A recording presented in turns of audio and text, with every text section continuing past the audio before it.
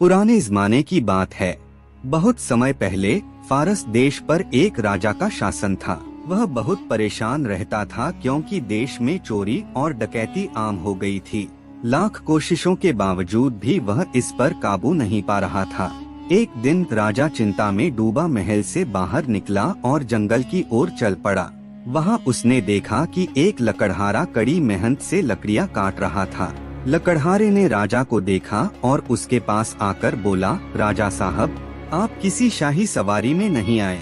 राजा ने अपनी परेशानी बताई तो लकड़हारे ने कहा, अगर आप अनुमति दें तो मैं कुछ कहूँ। राजा ने सहमति में सिर हिलाया तो लकड़हारा बोला, मुझे कुछ दिनों के लिए शासन करने दें।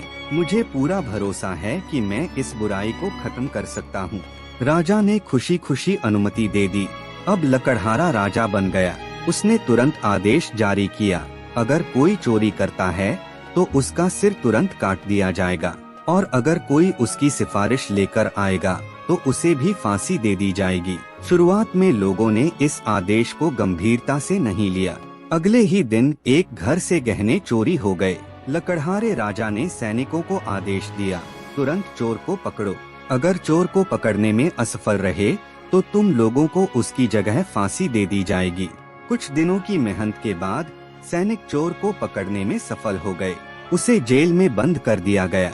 अब लोग डर के मारे सिफारिश करने की हिम्मत नहीं कर रहे थे, लेकिन कुछ लोगों ने राजा के पिता से अनुरोध किया कि वे जाकर चोर के लिए माफी मांग लें। राजा के पिता मान गए और अपने बेटे से मिलने चले गए। जब राजा ने देखा कि सिफारिश करने वाला कोई और नहीं बल्कि उसका अपना पिता है, तो उसने सैनिकों को आदेश दिया, इन्हें भी जेल में डाल दो। फिर अपने बनाए नियम के अनुसार न्याय किया। चोर का सिर काट दिया गया और सिफारिश करने वाले यानी उसके पिता को फांसी दे दी गई।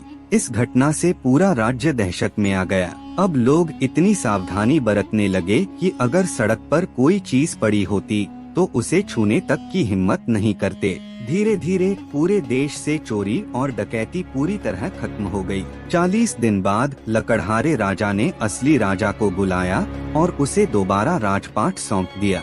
राजा उसकी ईमानदारी और न्यायप्रियता से इतना प्रभावित हुआ कि उसे अपना वजीर प्रधानमंत्री बना दिया।